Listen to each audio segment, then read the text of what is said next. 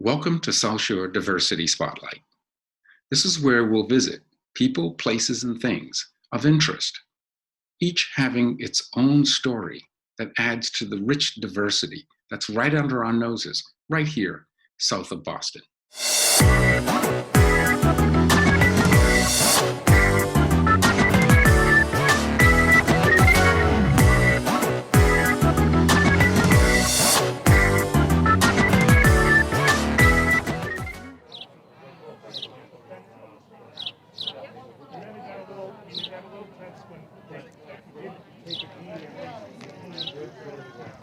I'm here at St. John's Church in Hingham, where the community turned out in support, in solidarity for Black Lives Matter.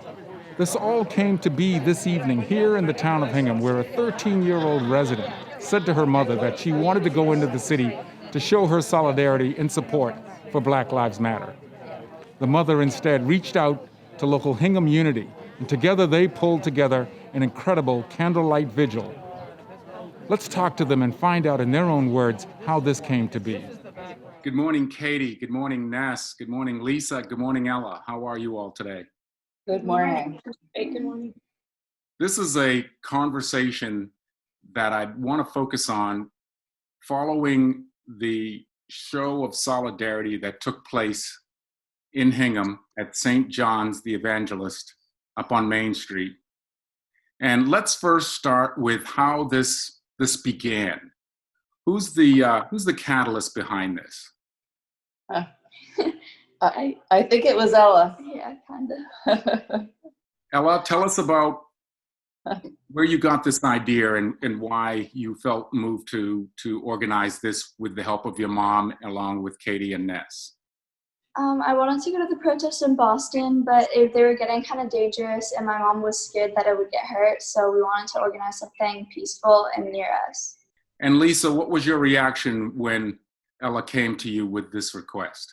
Well, her first request was, like she said, she wanted to go into Boston last night, and I was very torn.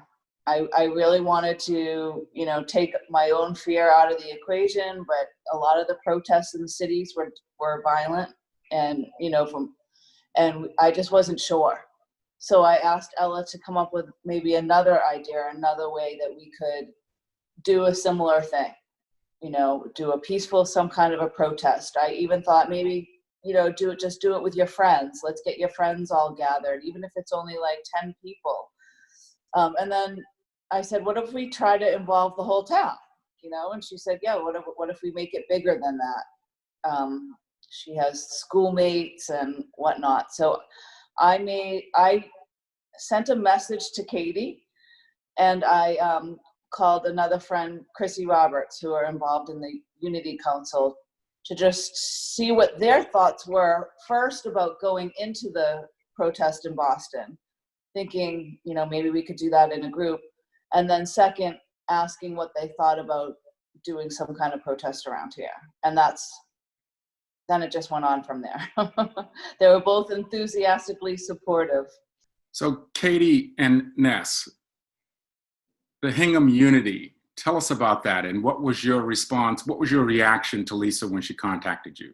The Hingham Unity Council, I was actually really excited because we had also been kind of spinning on what to do. Our concerns were COVID-19 related, bringing our community's possible infection into Boston and getting people sick, or vice versa. So we were sort of like, oh, we all want to participate. So this was like an open door. As soon as Lisa texted me, I was texting everyone else and saying, you guys, let's do a vigil. So that was it. And so the Unity Council, we started this late in 2019, and we wanted to focus on certain areas, took a survey, and race was one of them. And we had some things planned for March and April, and unfortunately had to postpone them given COVID. So we've just been talking over the last month or so about how that looks different. And so I'm so happy that we had this organization already up and running so that we could just hit the ground running when Katie sent out the text message to everybody. It was great. Everybody could react and respond as quickly as we could, and just mobilize. Yeah, it was nice for planning purposes because we already had a level of comfort with one another because we'd been planning other events that weren't able to come to fruition, but we knew each other and we knew our passion. And so that made it easy to kind of put together and publicize it quickly. You mentioned that you had done a survey and that the responses coming back, race was one of those priorities. Why was that? I think that we had a big meeting at the community center and we invited a lot of community members, and we all sat around and we talked about the idea of the Unity Council was to talk about all kinds of issues related to identity and inclusion in our community. And we just were hearing a lot of stories and people talking and telling. And so that's why we did the survey, because we were like, we need to prioritize what we're going to address. And so race was the number one priority. And I don't know why, other than the composition of our town. People think that racism doesn't exist in Hingham. And I think that this is really a problem because it most certainly does. And it maybe not in the everyday ways people think of, but in the microaggressions, in the small things people don't realize are hurting others. And in, the larger systemic things. We felt it was important to open up dialogue and exchange in our town. Start here, start local, get people talking. Looking at the turnout last night, there were unofficial estimates above 750 people, maybe even closer to 1,000 that turned out last night. How does that make you feel? And were you expecting that many or that few? What was your expectations? I was so happy to see the outpouring of support, and it truly brings tears to my eyes. So I was very excited to see that. I want to add that, I'm very encouraged by it, but as Father Tim made remarks on our behalf last night, and I just want to reiterate those, that this is only the beginning.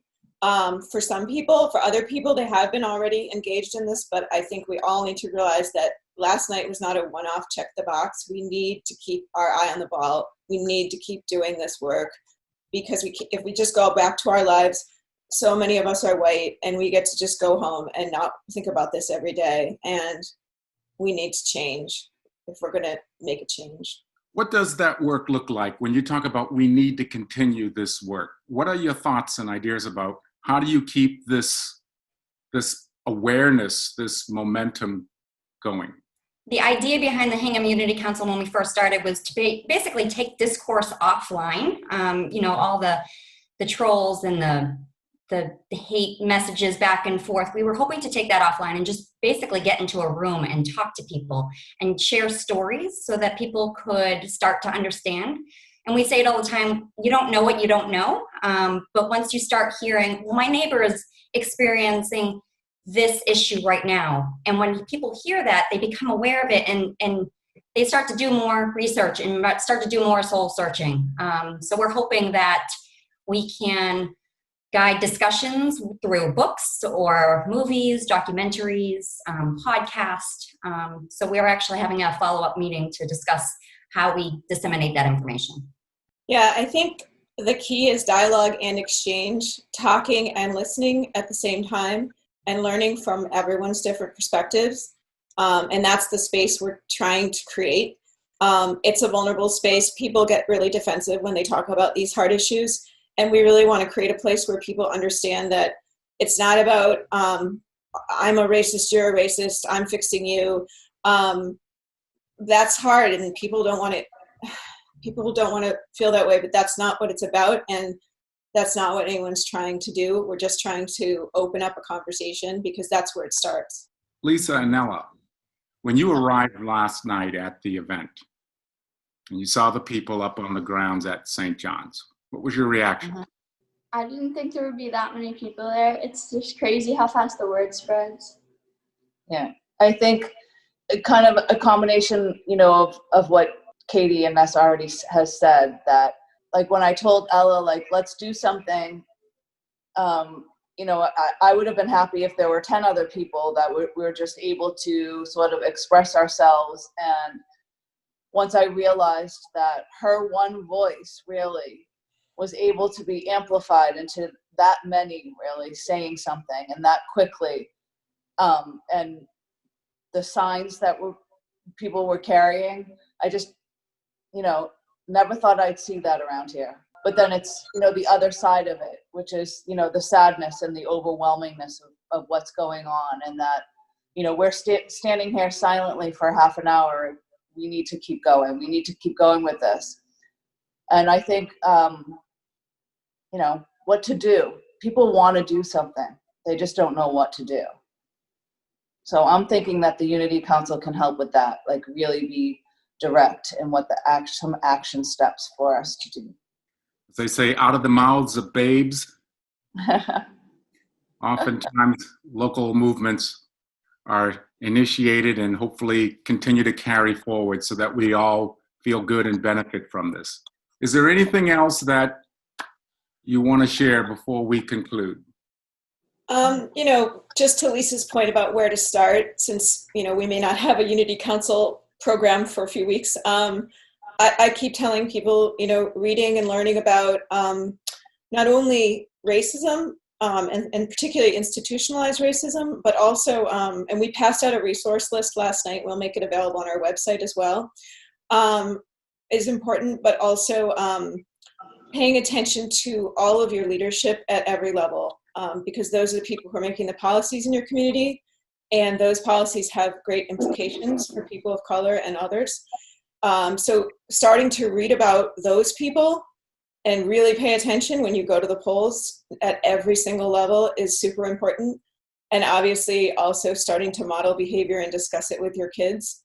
And finally, spending your dollars where they count, where there are, people of color and minorities and others that you care about working, or for nonprofits that are working for them.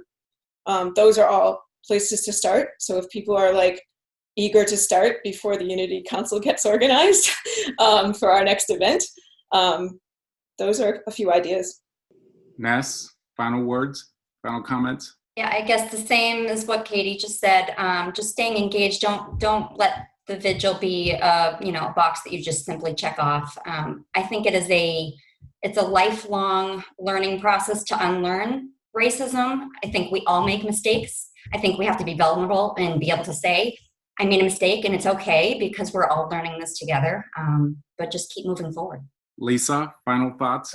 I just thank you for doing this, and thank you to the Unity Council for just jumping on this idea and getting the word out and making that happen, because I think it's a great first step. It felt really good. It felt really empowering.